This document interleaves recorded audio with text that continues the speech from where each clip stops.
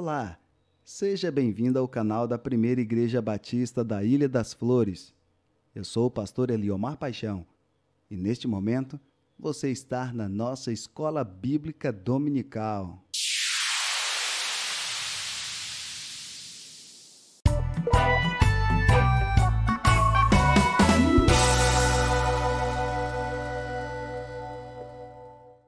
E na nossa lição de hoje, nós teremos a primeira parte do estudo da segunda epístola do apóstolo Pedro. Então, vamos para a aula? Fazendo então uma introdução desta segunda carta de Pedro, o que poderíamos dizer? Poderíamos dizer que a primeira carta de Pedro trata-se de um perigo externo à igreja. Que perigo este? As perseguições. Já na segunda carta, de um perigo interno, a falsa doutrina. A primeira carta foi escrita para dar ânimo, a segunda já para advertir. Na primeira, nós vemos Pedro cumprir a sua missão de fortalecer aqueles irmãos. Nesta segunda, a de pastorear as ovelhas, protegendo-as dos perigos ocultos, para que eles andassem no caminho da justiça. Na segunda carta, o autor faz uma descrição viva dos falsos mestres que ameaçavam a fé da igreja e, como antídoto à vida pecaminosa deles, o apóstolo exorta os cristãos a recorrerem a todos os meios para crescerem na graça e no conhecimento experimental de Jesus Cristo. O tema pode se resumir da seguinte maneira: o conhecimento experimental e completo de Cristo é uma barreira contra a falsa doutrina e uma vida impura perante Deus. Muito bem, feita esta introdução, vamos para uma visão panorâmica desta carta. Pensando numa visão panorâmica desta carta, o que poderíamos dizer? Que ela pertence ao grupo das epístolas gerais. O autor é o próprio Pedro. O ano é aproximadamente entre 60 e 68 depois de Cristo. Foi uma carta quase que seguida logo à primeira carta que ele havia escrito. Ele também provavelmente estava assim em Roma, e o alvo dele era os mesmos irmãos, os judeus cristãos da dispersão, ou seja, os cristãos que estavam fora de Jerusalém. O versículo chave está em 2 Pedro, capítulo 3, versículo 18. Vamos ler esse texto? Vamos ler este texto?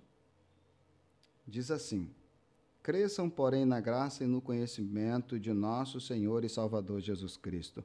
A Ele seja a glória, agora e para sempre. Amém. Este é o versículo-chave da segunda carta de Pedro. Uma expressão-chave que vai aparecer nesta carta é a palavra combate. Seguindo com a visão panorâmica, nós temos as informações básicas. Qual a fonte que Pedro se utiliza? As cartas de Paulo. Os personagens principais: Pedro, Paulo e Jesus Cristo. Qual a relação 2 Pedro tem com outros livros do Novo Testamento? Ora, o texto de 2 Pedro 3, versículo 15 e 16, faz referência direta a epístolas de Paulo que Pedro tinha conhecimento e as incluiu no conjunto canônico da Sagrada Escritura. Tanto esta carta de Pedro como as de Paulo, que no primeiro momento não tinham intuito nenhum de virar um Novo Testamento, posteriormente, então, entra no cânone do Novo Testamento. Qual a característica literária que esta carta tem? Ela é uma carta recordativa e profética.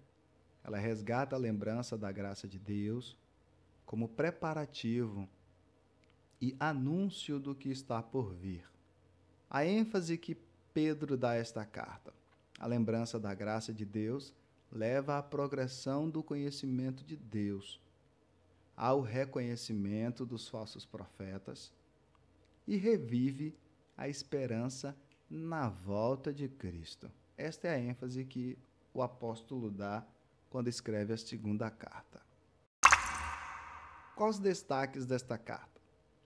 Ele destaca a importância da Escritura para a vida do cristão. E aí ele vai dizer como esta carta é importante quanto inspiração de Deus, como instrução para a vida do homem e como fonte de sabedoria para nós. E texto sacro, que porém pode ser alvo de deturpação. Apesar de ser um texto sagrado, as Sagradas Escrituras sempre podem ser alvo de deturpação e de distorções. E é assim que nascem as heresias. Quais as curiosidades, então, de 2 Pedro? O grego mais rústico de 2 Pedro sugere que, diferentemente de 1 Pedro, ou seja, sua primeira epístola, o apóstolo não contou com a ajuda de amanuense para escrever essa segunda carta. O que isso quer dizer? Quer dizer que, na primeira carta, o nosso amado irmão Pedro teve o auxílio de Silas, ou Silvano, como aparece ali na sua narrativa. Já nessa segunda carta, ele não teve o auxílio de um secretário. Amanuense é secretário, copista, aquele que ajuda o autor. Uma outra curiosidade é que, segundo Pedro, 2 Pedro é considerado por alguns como o testamento de Pedro, assim como 2 Timóteo é um testamento de Paulo para Timóteo. A diferença é que, 2 Pedro aqui, Pedro não está deixando uma espécie de testamento para uma pessoa específica, e sim para toda a igreja. Nós temos um esboço. O esboço dessa segunda carta de Pedro ficaria assim.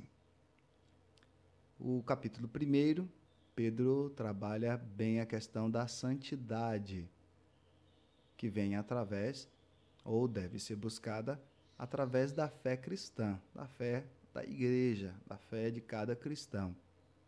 O capítulo 2, ele vai combater e dar instruções acerca das heresias que são proferidas, propagadas pelos falsos mestres, ou através dos falsos mestres. E nós temos o capítulo 3. E no capítulo 3 nós temos a esperança. Pedro trabalhando a questão da esperança com a igreja, a esperança acerca da volta de Cristo Jesus. Esta é uma carta, então, totalmente doutrinária, uma carta apologética, onde Pedro, além de falar da santidade, da esperança de Jesus, ele também combate as heresias, ou seja, pedindo para que a igreja continue firme na doutrina dos apóstolos, em tudo que eles tinham passado, no que ele estava agora também passando, porque são orientações vindas do próprio Senhor para o coração deles e que eles estavam, então, passando para o coração da igreja. Então, ela é uma defesa da fé e esperança na volta de Cristo Jesus. Uma carta totalmente doutrinária, como disse, podemos considerar assim uma carta apologética também. Pensando em 2 Pedro como uma sentença, que nós poderíamos dizer? Pedro anuncia o caráter do crente, a luta contra os falsos mestres e a esperança na volta de Cristo Jesus. Resumindo Pedro em uma sentença, se você resumir os 3 capítulos de Pedro, poderíamos dizer isso, que ele anuncia o caráter do cristão, a luta contra os falsos mestres e a esperança na volta de Cristo, como está resumido aqui no esboço. Pensando em 2 Pedro em seu contexto. E aí do contexto, como a gente fez na introdução, vamos pensar um pouco na autoria. Houve muita discussão quanto à autoria de 2 Pedro, devido às diferenças de estilo e de matéria entre as duas epístolas. Mas é natural quando nós lembramos que a segunda epístola foi escrita com propósito diferente, provavelmente por outro amanuense, ou seja, por outro ajudador, por uma outra pessoa que não aparece aqui no texto. Na época do Novo Testamento ali, eles tinham muito esse costume de ter alguém para ajudar. Até porque nós devemos lembrar que, neste momento da história, ainda não havia energia elétrica. E os discípulos, às vezes, eles podiam estar em um local muito escuro e precisava de alguém que tivesse uma visão melhor para escrever.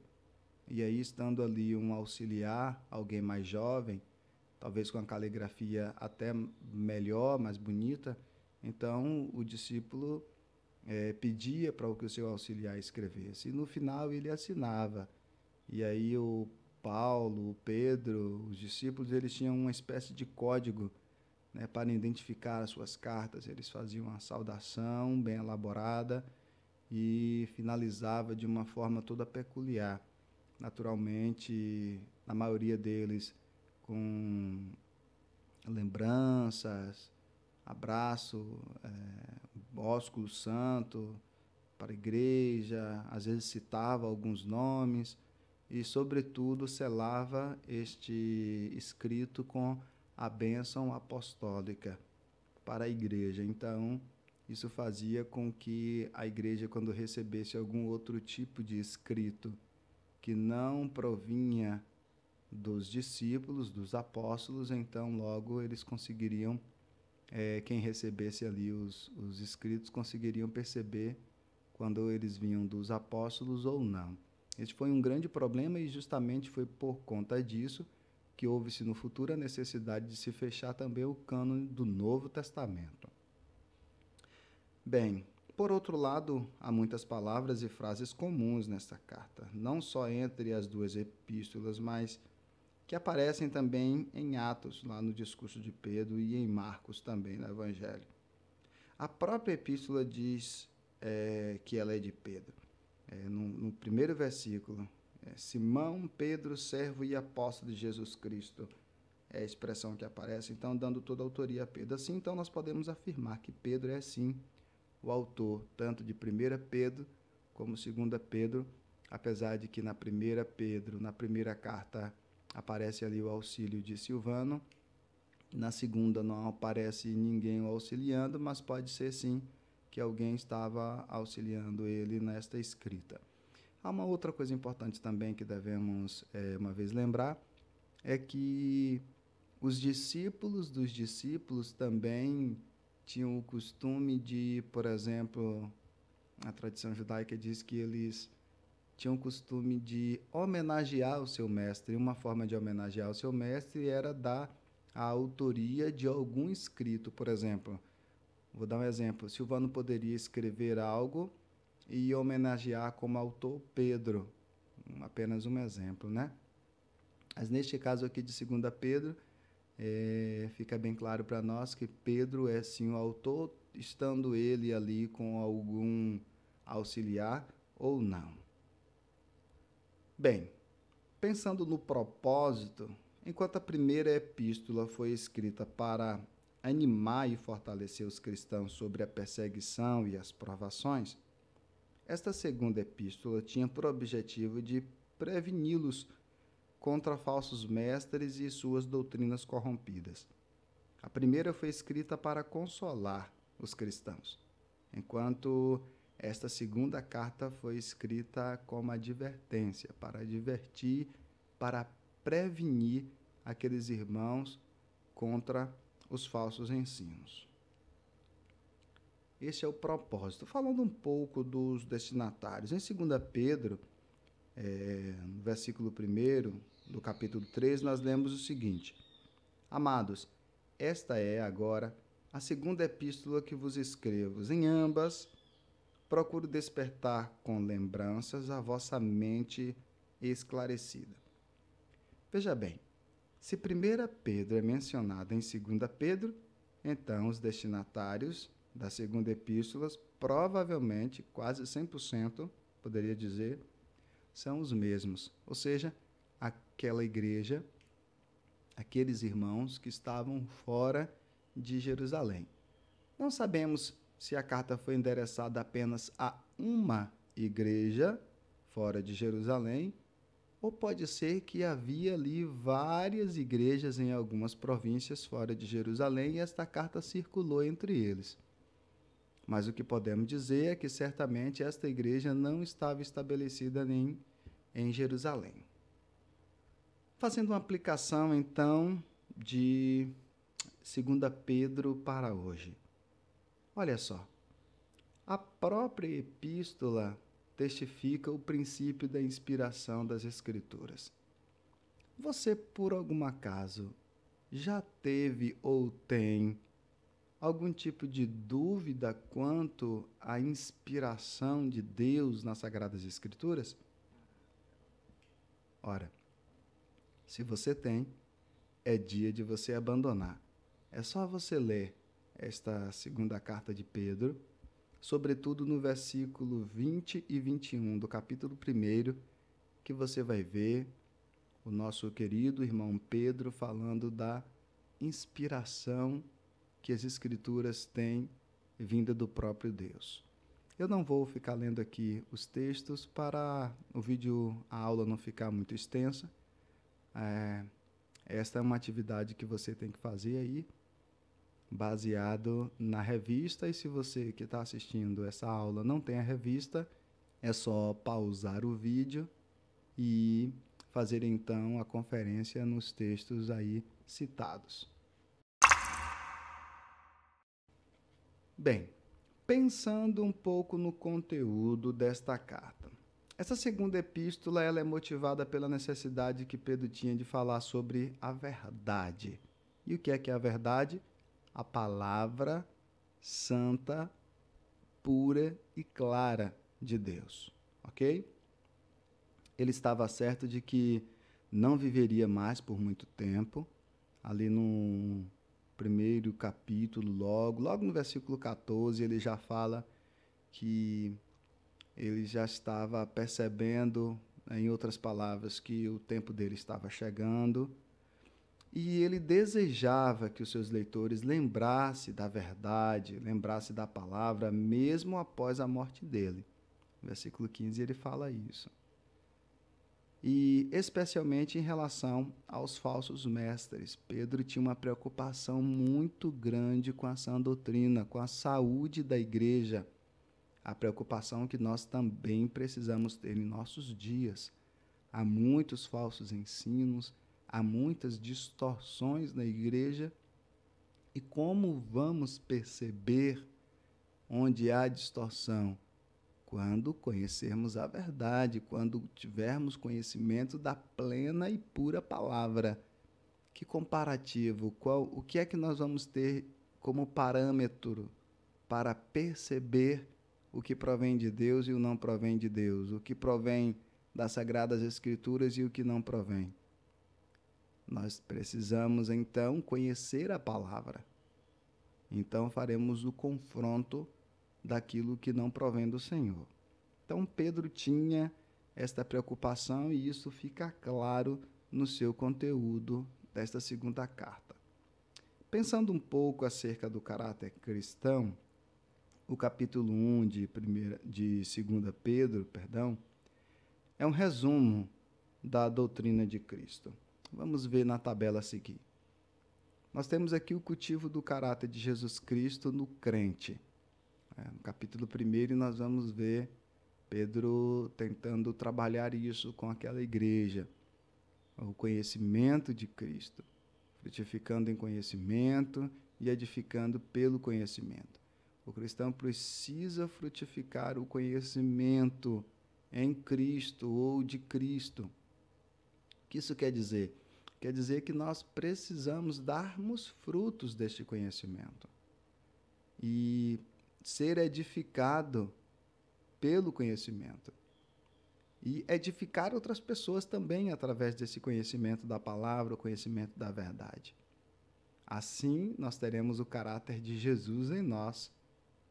E aí é importante também observarmos os fundamentos da fé em Cristo.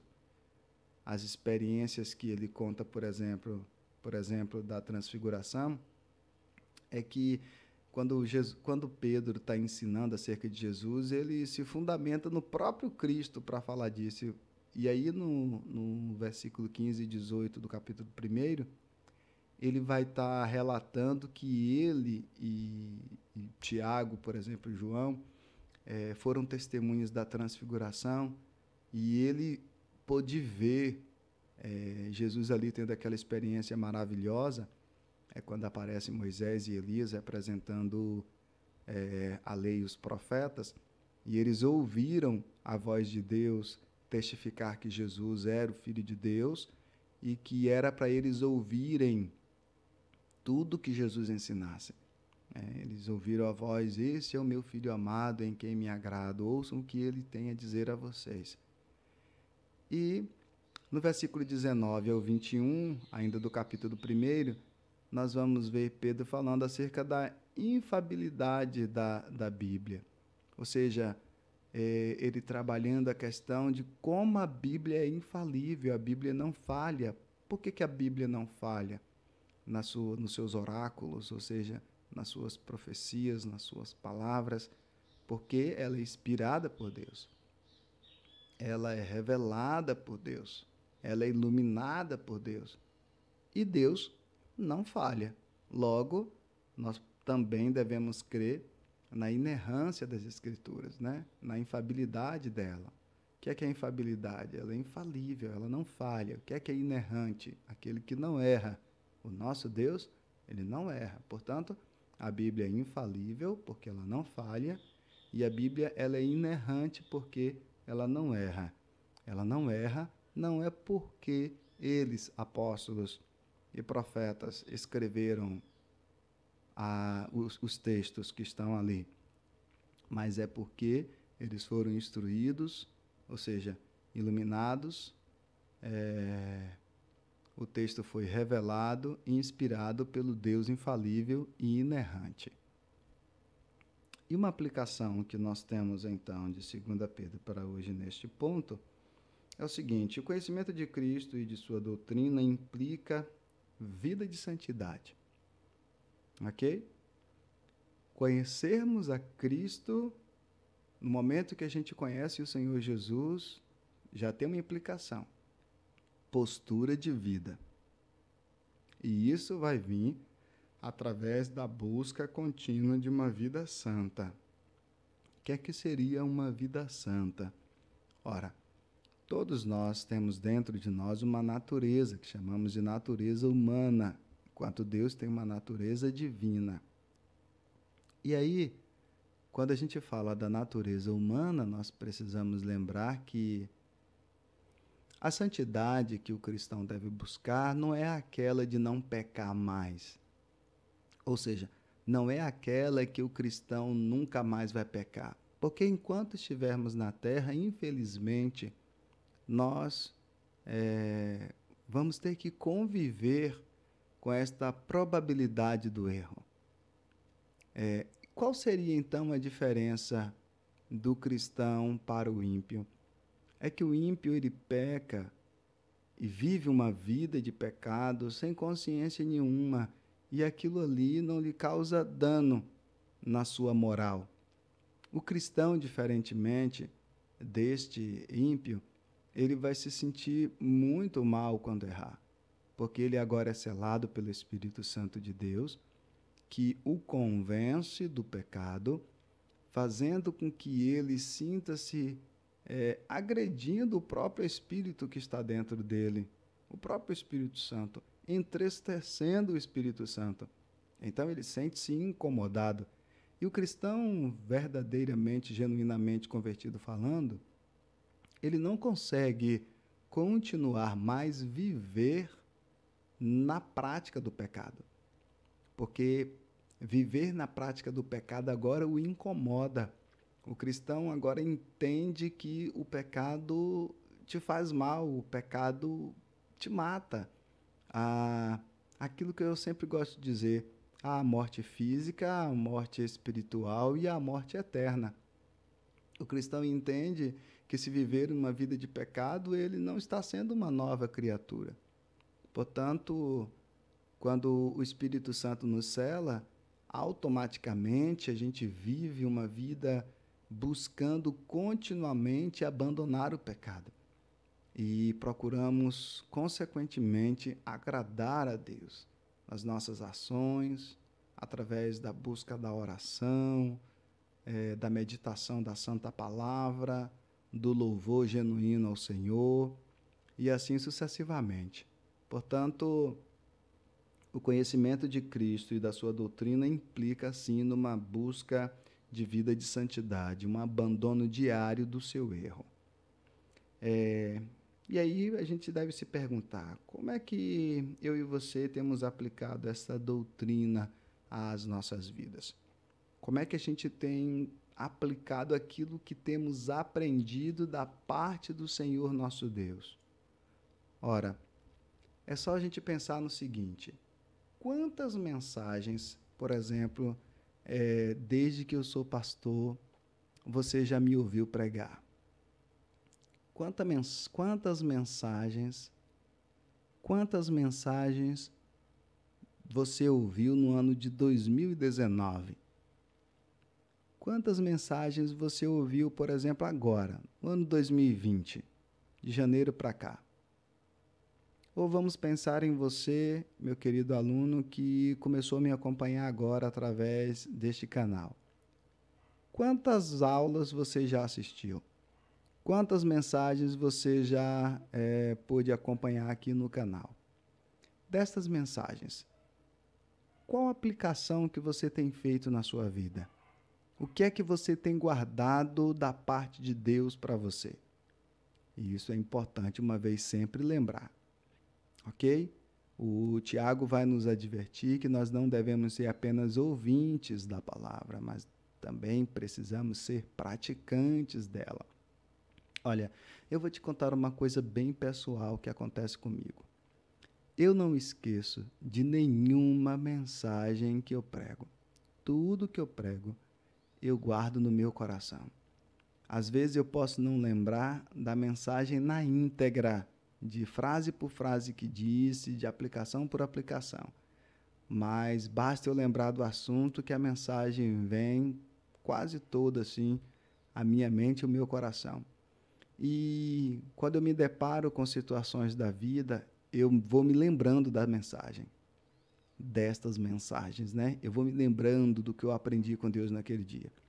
Uma outra coisa curiosa que minha esposa até ri de mim, é que depois que eu prego, por exemplo, nessas pregações que eu tenho feito nesse tempo de pandemia que tem sido gravadas, eu vou e assisto como se eu fosse um membro comum, como se estivesse ali assistindo um culto do meu pastor. E presto atenção como se aquela mensagem fosse a primeira vez que eu estivesse ouvindo, mesmo sabendo o que eu já vou dizer. E fico maravilhado com a mensagem sempre. Por quê? Porque eu vou observando a mensagem e vou percebendo quanta coisa profunda que eu disse, totalmente inspirado pelo Espírito Santo de Deus mesmo, porque pela minha própria capacidade, eu jamais diria coisas tão profundas como digo. E sempre como eu gosto de pensar, né? Eu era um moço que não tinha contato nenhum com a Bíblia, eu não lia a Bíblia quando eu era jovem, eu tinha respeito, eu tinha curiosidade, mas eu não tinha uma prática de leitura. E um moço que viveu até os 21 anos, sem contato nenhum com a Bíblia, hoje ser um pregador da Bíblia, conhecer a Bíblia como eu tenho conhecido, estudar a Bíblia como eu tenho profundamente agora estudado, depois que me tornei pastor, já agora há 8 anos, é maravilhoso isso para nós. Bem, meus queridos, eu vou parar por aqui nesta aula para ela não ficar muito longa e muito cansativa. Então, eu queria te orientar o seguinte: durante esta semana, qual vai ser o seu dever de casa? Este aqui. Fazer a devocional para esta semana, de segunda até o próximo domingo. O domingo ficou pequenininho ali, mas tudo bem. Nós temos aqui os textos e temos algumas questões aí para você pensar, algumas perguntas para você responder. E então meditar nesta devocional. Uma carta de apenas 3 capítulos, rapidinho você lê, ok? por favor, faça essa devocional. Mas eu gostaria de te convidar agora a testar os seus conhecimentos, ver até onde você conseguiu absorver desta aula e também da leitura da segunda carta, que eu acredito que você já fez, que é apenas 3 capítulos, então você pode lê-la em uma sentada só. Então, te convido neste momento para a nossa dinâmica Os Bereanos.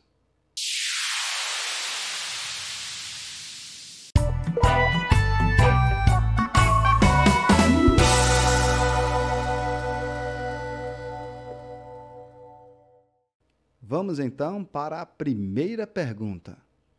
Baseando-se no estudo de hoje, na leitura dos capítulos 1 e 2 de 2 Pedro, então me responda. Quanto à classificação, a que grupo pertence a segunda epístola de Pedro? As epístolas pessoais, as epístolas pastorais, as epístolas eclesiásticas ou as epístolas gerais? Tempo!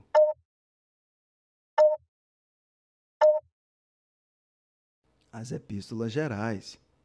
Segunda pergunta. Onde Pedro estava quando escreveu esta segunda epístola? Em Jerusalém? Em Roma? Em Éfeso? Ou em Antioquia? Tempo!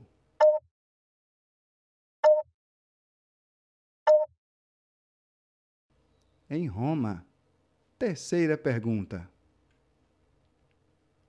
Quais os 3 principais temas trabalhados por Pedro nos 3 respectivos capítulos desta segunda epístola? Santidade, heresias e esperança, amor, fraternidade e piedade, heresias, esperança e santidade, ou santidade, esperança e heresias? Tempo!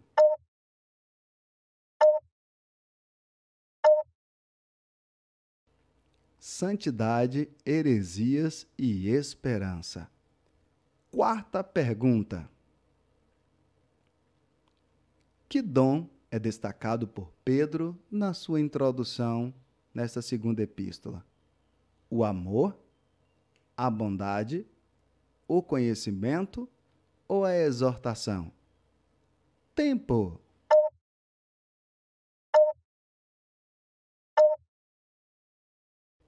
O conhecimento. Quinta pergunta. O que todos os cristãos devem procurar alcançar na sua caminhada com Cristo? Virtude, conhecimento, temperança, paciência, piedade e amor fraternal?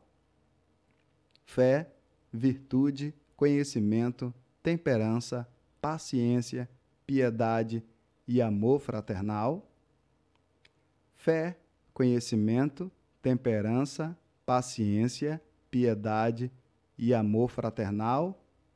Ou fé, virtude, temperança, paciência, piedade e amor fraternal? Tempo!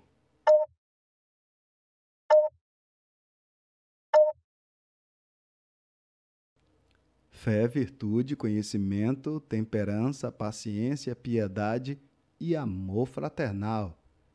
Sexta pergunta. De quem procede a profecia bíblica? Dos homens? Do Espírito Santo? De Jesus? Ou dos profetas? Tempo!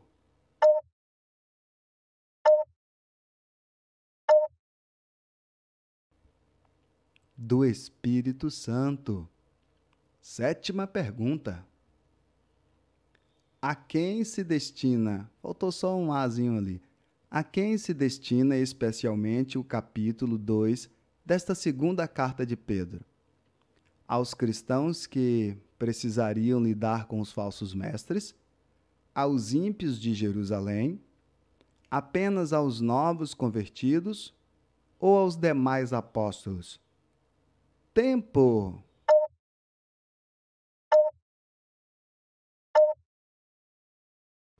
aos cristãos que precisariam lidar com os falsos mestres. 8ª pergunta. De acordo com o relato de Pedro, quem introduziria na igreja as heresias de perdição? Os falsos mestres, os ímpios, o próprio diabo ou os pagãos? Tempo!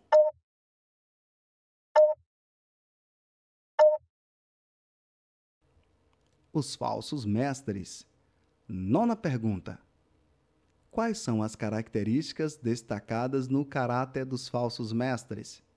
A ignorância, luxúria e vaidade, a arrogância, ignorância e luxúria, a arrogância, a luxúria e a vaidade, ou a arrogância, a ignorância, a luxúria e a vaidade? Tempo!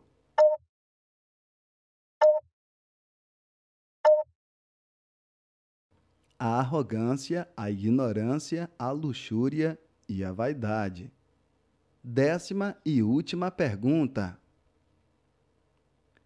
De acordo com o relato de Pedro, que promessas os falsos mestres sustentam para os seus seguidores?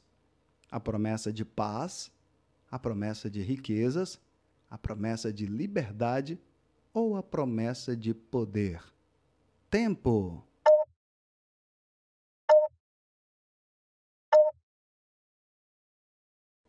A promessa de liberdade.